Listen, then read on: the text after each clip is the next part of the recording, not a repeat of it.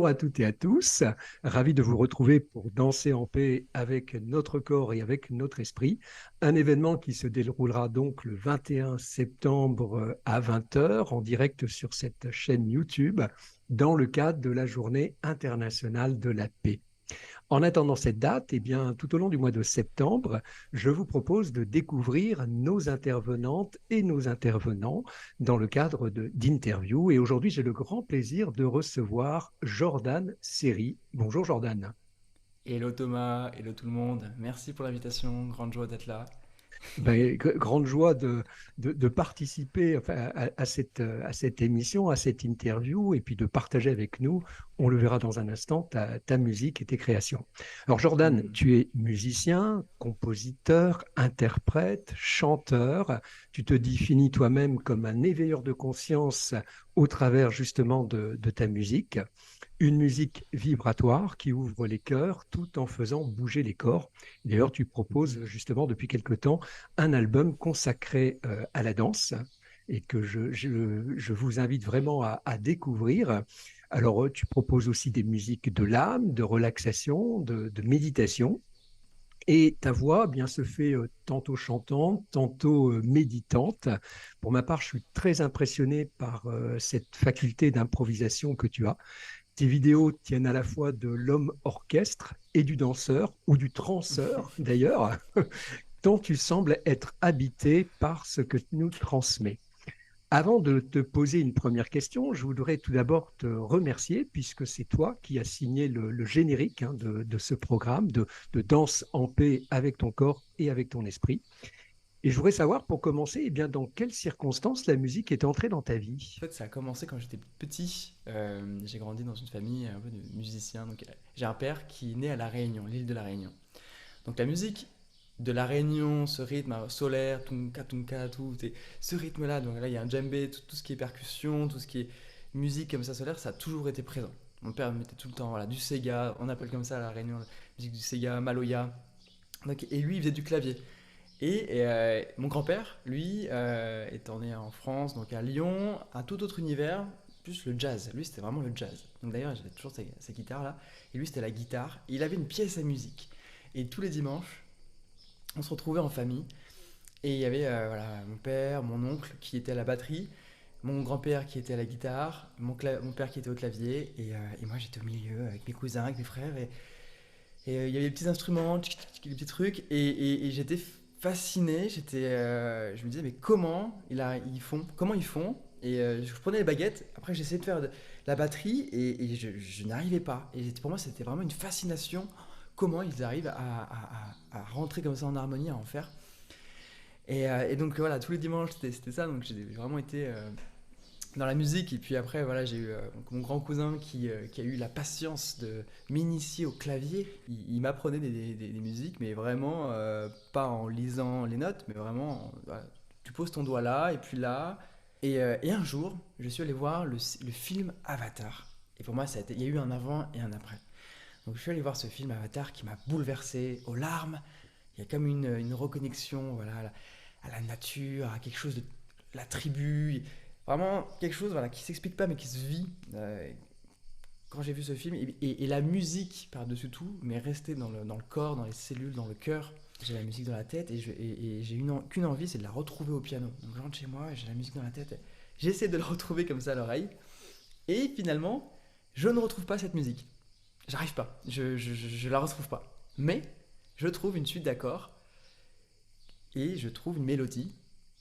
Et une composition, c'est quoi? C'est une suite d'accords, une mélodie. Donc, ce Mhm. fut à ce moment-là ma première composition. C'est la première fois que j'ai composé une musique. Et ça m'a ouvert cette porte de ah, mais je peux composer la musique. Je peux Mhm. composer. Même si j'ai jamais pris de cours, donc j'avais jamais pris de cours à l'époque, j'ai suivi quelques tutos.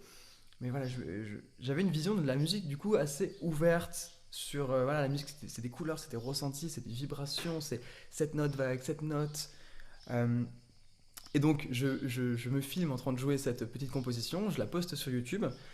Et là, il y avait un ami donc au collège. Enfin, non, c'était pas un ami, on se connaissait pas. On était même en conflit. Mais il avait vu cette vidéo. Bon, quelques temps après, il avait vu cette vidéo. Et il avait trouvé ça sympa. Et lui, il commençait la guitare. Et il m'a envoyé une vidéo de lui à la guitare. Et lui était très, très fan de M. On a constitué un duo qui s'appelait Psychedelic Monks, donc Mm. les moines psychédéliques. Mm. Et donc je dis ça parce que c'est important de comprendre tout ça, parce que c'est, on était très inspiré de Pink Floyd, des groupes comme Pink Floyd, The Door, voilà, Mathieu Chédid, Muse, vraiment, Hans Zimmer, les musiques, voilà, à l'état pur, dans un brut, dans un monde où il y avait beaucoup de, voilà, de rap, tout ça, nous, ce qui nous faisait Mm. vibrer, c'était vraiment la musique des années 60, 70, la musique à l'état pur. Et donc, j'ai appris énormément avec lui en jouant, en passant des heures, lui à la guitare, moi au piano, à improviser. Notre relation d'amitié, c'était au-delà des mots. C'était vraiment Mm. quelque chose au-delà des mots. Il y avait une connexion comme des moines, voilà, des moines Mm. psychédéliques. Mm. Le psychédélisme, c'est l'expression de l'âme. C'est pas des drogues, hein, c'est l'expression de l'âme. Et Mm. donc, en entrant comme ça en méditation, même si on ne le conscientisait pas, mais on entrait en méditation et on s'exprimait comme ça dans des longues improvisations. Sachant que lui-même, lui, c'était le seul qui prenait des cours entre nous deux. Et il avait un prof qui, lui-même, faisait du tai chi. Il avait appris la musique avec un maître en Inde, son professeur. Donc il nous a transmis il lui a transmis à lui, et donc par effet de résonance à moi, le fait de devoir, enfin de chanter la musique, ce rapport de jouer une note par une note, de plutôt jouer lentement, chercher plutôt la lenteur et la profondeur plutôt que la technicité. Il y a eu un autre avant et après, hein, en dehors du Oui, oui, film oui. Avatar, ça a été pour toi les attentats du Bataclan. Qu'est-ce qui s'est passé en toi à ce moment-là et comment ça a fait évoluer ta carrière de musicien? Moi, j'ai eu un éveil de conscience, j'ai eu un choc dans le sens où j'ai eu l'impression de mourir en fait, parce que bah, justement avec Loïc, on avait participé, donc Loïc, hein, le guitariste, on avait participé à un tremplin. On avait fait des grandes salles à Lyon, même la plus grande salle de Lyon, et la dernière étape, c'était la finale au Bataclan. Mm. Donc on aurait pu jouer, on était à deux doigts de jouer au Bataclan. Et donc quand il y a eu cet attentat, j'ai vraiment eu l'impression que bah, quelque part, on aurait pu y être, on aurait pu y jouer, ou on aurait pu même être dans le public. Je me suis senti touché, concerné, je me suis senti Mm. comme si j'y étais en fait, ça me touchait. C'est pas comme quelque chose qui se passe en Afrique ou loin, et c'est vrai que c'est un Mm. peu loin de toi. Mm. Là, ça se passe en France, à Paris, dans une salle de concert dans laquelle tu aurais pu être. Et donc, pour moi, ça a été vraiment un choc. J'ai beaucoup pleuré, j'ai senti beaucoup de tristesse, de souffrance, et j'ai eu l'impression de mourir, et qu'à partir de maintenant, tout le reste de ma vie, ça allait être du bonus. Ça allait être Mm. comme un bonus, en fait, Mm. offert. Ouais. Et je me suis dit, bah, en fait, si je pars maintenant, bah, en fait, mon âme n'est pas en paix. Je me sentais. C'est comme si ça m'a permis de me réaligner vraiment à. On peut appeler ça mission d'âme, en tout cas, raison d'être, en tout cas, une forme de raison d'être. Ça m'a permis de me réaligner sur ce qui était vraiment essentiel. Et là, à partir de ce moment-là, j'ai eu envie, en fait, au lieu de prendre ce chemin-là, assez traditionnel dans la musique, plutôt de mettre ma musique au service. Et que ma musique soit vraiment. Puisse amener les gens à retrouver la paix en eux, à activer. Et il y a eu un événement qui a confirmé ça, qui a ouvert ça. C'était à peu près au même moment, quelques semaines après les attentats du Bataclan. Nous sommes allés jouer avec Loïc et une chanteuse dans un hôpital psychiatrique. Et, euh, et à la fin du concert, c'était un concert pour Noël, il s'est passé quelque chose dans la salle. J'ai remarqué que j'arrivais plus à détecter qui étaient les patients, qui était le personnel. Ça avait mis quelque... Ça avait créé une onde de choc, une onde de tout le monde. Ça avait ouvert les cœurs et ça avait mis un petit peu, ça avait ouvert quelque chose. Mm. Et c'est là où je me souviens, je suis rentré chez moi, il y avait ma grand-mère et ma mère et je leur ai dit, j'ai trouvé, c'est ça que je veux faire. Mm. Je veux que ma musique, je veux jouer ma musique et je veux que ça aide en fait bah, les autres, que ça les aide, que ça les soigne limite. Mais je disais pas soigner, mais que la musique soit vraiment au service. En 2016, j'ai posé les actions pour commencer à transiter. À la base, je voulais être sonothérapeute basique avec un bol tibétain et des gongs, tout ça. Mais finalement, j'ai donné mes premières séances à Lyon de relaxation, piano, clavier, voix. Tu insistes beaucoup sur la joie que tu éprouves lorsque tu composes, hein, que ce soit pour toi-même ou pour les autres. Est-ce que tu pourrais nous en parler? J'ai toujours eu un rapport assez limite primal, je sais pas si ça se dit, mais vraiment un Mhm. peu, pas animal, mais quelque chose de très dans le corps, dans la relation à l'instrument. Même, on m'a souvent dit des fois, bah, tu fais corps avec l'instrument, on dirait qu'il y a juste un corps, c'est toi et le piano. Mhm. Et ça, cette reliance, cette unité avec l'instrument, eh bien, crée de la joie. Enfin, ça donne de la joie. Parce que tu découvres, en fait, tu es un peu comme cet enfant qui découvre des nouveaux jouets, qui découvre des nouvelles saveurs, des nouvelles couleurs. Et ne pas être bon, ne pas être bon dans la technique, ne pas être bon dans la technique, ne pas être bon dans le piano, et a été pour moi une grande bénédiction parce que je ne peux que m'améliorer au fur et à mesure du temps en fait. Mhm. Et Mhm. je peux que progresser et découvrir de nouvelles harmonies, découvrir de nouvelles choses que je peux faire. Et ça donne de la joie en fait. Tu nous as parlé du clavier, mais il y a aussi la voix, le chant. Est-ce que tu pourrais Ah oui, aussi nous en dire un mot? ah oui, c'est vrai que la voix. Alors, c'est vrai que depuis que je suis petit, en fait, quand j'étais petit, j'adorais les chanteurs, Claude François, Daniel Balavoine. J'avais un rêve, c'était d'être un grand chanteur. Voilà, je voulais être un peu une star quand j'étais petit. Bon, après, ça a évolué, hein, je voulais plus être ça. Mais toujours, enfin, je prenais des cours de chant quand j'étais petit. Et puis il y a une période quand j'étais ado où on m'avait dit que bon voilà, je chantais pas très bien, que c'était pas, enfin je n'osais pas en fait avec ma voix. Et finalement j'ai repris il y a quelques années et je me suis autorisé, en fait, c'est en lien aussi avec une forme d'alignement intérieur, avec un processus de méditation. J'ai enlevé des couches, dépouillement, un peu je parle de dépouillement personnel. Il y a une phase de développement personnel, donc je me suis développé, j'ai fait du dev perso.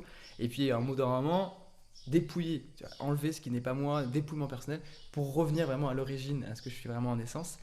Et là, dans cette dynamique, eh bien, voilà, j'accepte ma voix et je peux la faire vibrer. Et depuis, bah, je n'arrête pas de chanter en fait. Et je fais des choses avec ma voix, donc je fais des chœurs.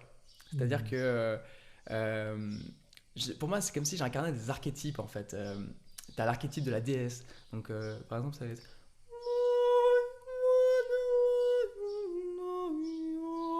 Je sais pas, là, ça peut être la déesse. Là, si je fais. L'homme, par exemple, l'homme bien ancré dans la forêt. Om bam balege nam bale, om bam bale, oh oh. Là, tu peux prendre une voix comme ça. Si tu veux une voix d'enfant. Bon, là, voilà, là on est dans l'interview, donc ma voix est pas prête, mais l'idée c'est de vraiment incarner un peu des archétypes. Ça se fait consciemment ou inconsciemment. Des fois, je le fais volontairement. Je me dis, ah bah là, je vais faire un peu côté déesse féminin, des fois plus masculin. Et des fois, ça vient tout seul. Et ça donne des timbres différents, des couleurs. Et donc, j'enregistre plusieurs fois le même motif, mais plusieurs fois, et je le spatialise à différents endroits. Voilà. Et ça crée un effet de chœur, en fait. Donc, quand on Mhm. écoute ma musique, on n'a pas l'impression que c'est moi, finalement. Et il n'y a Mhm. pas Mhm. d'effet, il n'y a pas de modification sur la voix. Mhm. C'est-à-dire qu'il y a vraiment cette. Et ça, j'adore, ça me stimule parce que c'est comme si, du coup, bah, quand tu écoutes, tu as l'impression qu'il y a, il y a voilà, des centaines de personnes qui chantent. Et je pense que c'est ça que les gens aiment, en fait, dans ma musique. Et c'est pour ça que bah, là, aujourd'hui, moi, je vis de ça. Je vis de la musique, de la composition. J'ai des commandes. Et je pense que, parce qu'il y a beaucoup de gens qui font. Il y a beaucoup de musique méditative, il y a beaucoup de trucs libres de droit et tout. Mais si les gens dépensent de l'argent pour ça, je pense qu'ils ils ont quelque chose qu'ils ne trouvent pas ailleurs, et c'est cette dimension de la voix, de la multiplicité des voix qui crée quelque chose de très humain et d'harmonieux. Tu évoques ce fait hein, de vivre de sa musique.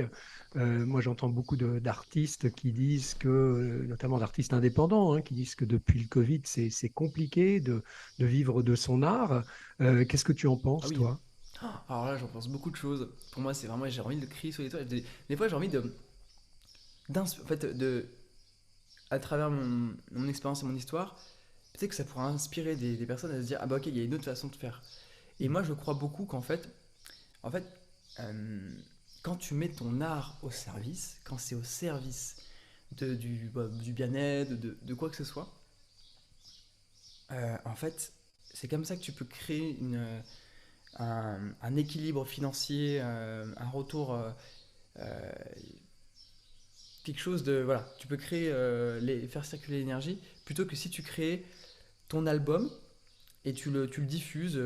Tu le diffuses. Euh, Aujourd'hui, en fait, il y a énormément de musique, tout le monde peut faire de tout le monde peut faire de la musique, hein. Si tu as envie de faire de la musique, Thomas, tu peux apprendre vraiment assez facilement, tu peux Mhm. trouver des trucs assez facilement aujourd'hui. Donc il y a beaucoup, beaucoup de propositions. Et donc aujourd'hui, ce qui permet aux artistes d'en vivre, ça va être les concerts. Mais pour faire des concerts, voilà, c'est limité quand même. Ouais. Surtout avec le Covid, il y a eu un frein. Mais donc du coup, moi, mon approche, c'est d'être en fait un instrument vibratoire. C'est vrai que moi, je me présente comme ça. Je suis l'instrument vibratoire. Quand je vais créer, je vais faire tout un accompagnement avec la personne pour qu'elle me transmette ses intentions, ce qu'elle veut au plus profond d'elle-même. Et ce que je dis à la personne, c'est que je suis la part d'elle-même qui ne sait pas composer, enfin, qui sait composer, mais elle-même ne sait pas composer. Donc c'est comme si on se branchait comme des câbles, Mhm. comme Ouais. dans la musique on branche des câbles. Et, Mhm. et moi, je me relie donc vibratoirement à cette personne et je vais créer la musique qu'elle aimerait créer. Tu as dit tout à l'heure, je suis un instrument vibratoire. Alors j'ai envie de te demander à quelle fréquence tu vibres. Est-ce que c'est en 240 ou en 232 Hertz? Est-ce que tu pourrais nous expliquer le débat qu'il y a autour justement de Et cela? moi, je vibre à toutes les fréquences en fait. Ça dépend du temps, ça dépend des intentions qu'on me demande. Moi, si tu veux, ce truc de 432, 440, je suis pas dans ce jeu-là. Mhm. Je joue pas avec ça parce que pour moi, c'est très mental en fait. C'est à un moment Mhm. donné des gens qui t'ont dit, encore une fois, c'est des gens qui t'ont dit voilà, 432 c'est mieux. Voilà. Et donc, ça crée une croyance, donc forcément, Mieux ça pour crée. le côté spirituel ou Oui, voilà, développement mieux. de conscience, hein, c'est ce qu'on dit Oui, oui, parfois, oui, oui. hein. Ouais. Oui. En fait, moi, je pense qu'il y a du vrai, hein. Je pense que tout est vrai dans un sens, en fonction de comment on regarde, comment on voit les choses. En fait, si tu veux, 432, c'est plus lent. Ça ralentit un petit peu la musique. Donc, ça nous rapproche un peu plus de la nature, de la profondeur, qui la nature est plus lente. Et donc, il y a une théorie, voilà, ils disent que 440, c'est un peu plus rapide, donc ça a tendance un peu plus à exciter, quoi, à exciter l'essence, à exciter le mental, à nous sortir de notre sens. Moi, ce qui compte pour moi, c'est l'intention. C'est vraiment la Mm. création intentionnelle. Quelle est ton intention? Quelle est ton énergie? Si tu fais du 432 Hertz, mais pour une musique méditative, hein, là je parle vraiment dans le cadre d'une musique méditative, en tout cas au service, pour amener des états modifiés de conscience. Si tu veux une musique de 432 Hertz, mais qu'intérieurement, t'es pas bien, t'es déprimé, il y a des choses que t'as pas vues en toi, que Mm. t'as pas fait le travail d'aller voir, donc t'as mis de côté, et donc là tu te forces, tu fais le truc. Et bah, je peux dire que ta musique elle va pas être vibrante. Tu as parfois des demandes un peu surprenantes, comme celle d'un apiculteur. Est-ce que tu pourrais nous en parler? Oui, oui, alors ça c'est un apiculteur qui m'a contacté, un jeune apiculteur qui se lance dans, voilà, qui vient de recevoir ses premières abeilles et il est sensible, au bien-être des abeilles et il m'a commandé une musique pour les abeilles, au service des abeilles, une musique qui prenne soin, sachant que des fois quand on déplace les ruches, les abeilles ont un stress, il y a des moments dans l'année où elles ont des stress et donc il a été sensible aux abeilles, il a voulu que je crée une musique pour les abeilles. Et donc c'est un projet qui est en cours, qui prend un peu de temps, parce que j'ai voulu avoir à la fois la dimension un peu très terre à terre et la dimension très dans l'intentionnel, plus dans le spirituel. Et donc en fait je suis allé avec mon micro, j'ai mis une combinaison d'apiculteur. J'ai trouvé j'étais dans les Pyrénées, quelqu'un au hasard, parti en vacances avec ma femme et comme par hasard, voilà, une rencontre, je demande au gars, est-ce que je peux venir avec toi au milieu de tes ruches et faire une prise de son. Et donc il m'a passé la combinaison, j'ai fait une prise de son et donc j'ai un outil qui me permet de détecter la fréquence qui est plus haute que voilà, les plus hautes fréquences en fait, qui font des pics en fait. Et là, ce que j'ai pu observer, c'est que oui, en effet, bah, à 1200 Hz, donc 1200 Hz, c'est la fréquence qui, typiquement, voilà, c'est, et donc ça fait ça, je sais pas si on entend Oui, oui, très bien, l'origine. oui. Là, on entend le piano. Ça fait un ré, quoi. C'est entre le ré et le ré dièse. Et voilà, donc là, l'idée c'est d'avoir cette fréquence et de se dire, ok, bah, puisque c'est une fréquence qui résonne, qu'elles émettent, et bien si j'en envoie dans la musique, au moins ça ne sera pas trop intrusif. Enfin voilà, c'est une fréquence, elles ont l'habitude d'être, donc elles vont peut-être pouvoir rentrer en résonance. Donc ça a permis de donner la clé, dans la tonalité du morceau en fait, tout simplement. Hmm, d'accord. Alors, tu as aussi beaucoup de demandes de particuliers, hein. Quel est le processus de création? Comment ça se passe avec eux exactement? Eh bien, c'est pour musique pour l'âme. C'est musique pour l'âme, donc il y a un temps sur Zoom où on se retrouve comme ça et on parle un petit peu pendant un quart d'heure. Ça permet de créer la reliance d'âme à âme. Ça permet d'expliquer comment ça va se passer et tout ça aussi. Et par la suite, la personne reste en méditation, donc je lui envoie une musique, donc elle va méditer. Et moi, à ce moment-là, je relis. Donc il y a tout un processus un petit peu, voilà, je ne vais pas rentrer non plus trop dans les Mhm. détails, mais il y a tout un Ouais. processus pour rentrer en lien, entrer en reliance avec l'âme de la personne que je visualise un peu comme un phare. C'est comme si l'âme, tu vois, toi, tu as une âme, c'est un phare en fait, c'est une lumière, tu vois, une lumière qui pulse. Et au loin, tu vois, si je peux me relier, en fait, enfin, bon là on se relie, mais en fait on peut se relier aux âmes des autres, en fait, c'est comme si c'était des phares, et du coup, quand je vais créer la musique pour l'âme, je reste connecté à ce phare, à cette lumière, à la lumière de la personne, et je laisse venir la musique qui doit être jouée.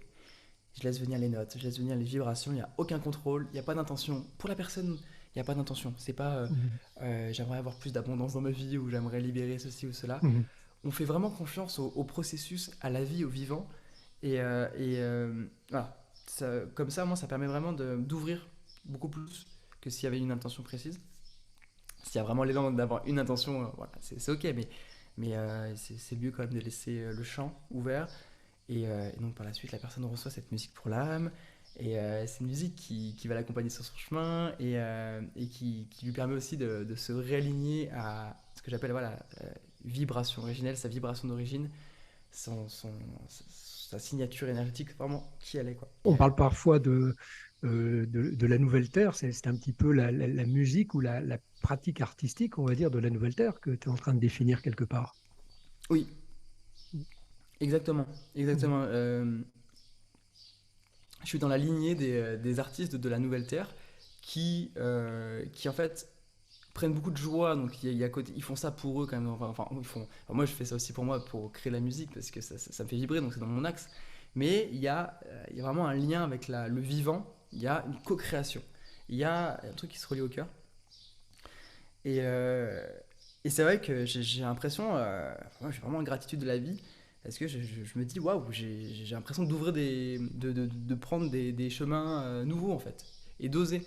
Et si je peux transmettre un message à toutes les personnes qui nous écoutent et qui ont envie de faire des trucs, enfin de proposer quelque chose, d'offrir leur art au monde, leur façon de faire, faut vraiment pas attendre qu'on nous donne la certification ou l'autorisation, il faut y aller.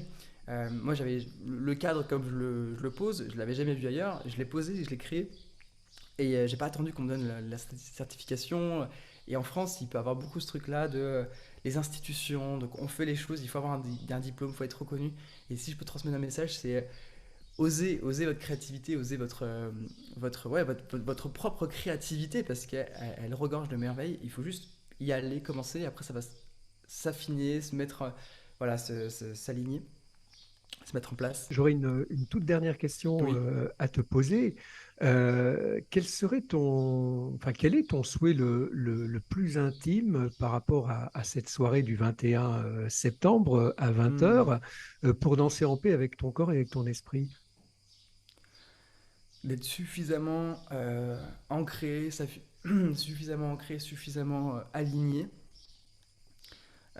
pour être en mesure d'être relié vibratoirement, d'être connecté à l'ensemble des personnes qui seront là, qui seront présentes, pour retransmettre musicalement cette énergie de groupe, cette unité, cette, euh, cette symphonie des âmes, quelque part. Donc, cette reliance entre toutes ces âmes, ouais, j'ai vraiment l'intention voilà, de transmettre la musique en reliance avec toutes ces âmes et d'être suffisamment voilà, ancré, suffisamment aligné pour que ça soit le plus pur, le plus juste possible.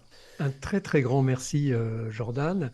Merci aussi à vous toutes et à vous tous qui avez suivi cette interview. Je vous invite bien évidemment à découvrir nos autres intervenantes et intervenants tout au long du mois de septembre et puis surtout de nous rejoindre pour cette soirée du 21 septembre à 20 heures sur cette chaîne YouTube. Et en attendant, eh bien, je vous invite à danser en paix avec votre corps, votre esprit et surtout en musique. Alors, je t'invite à recevoir ces vibrations, recevoir cette musique avec le cœur grand ouvert, comme si tes oreilles étaient dans ton cœur. Et je vais me relier à toutes les personnes qui écoutent cette musique, dans tous les espaces-temps.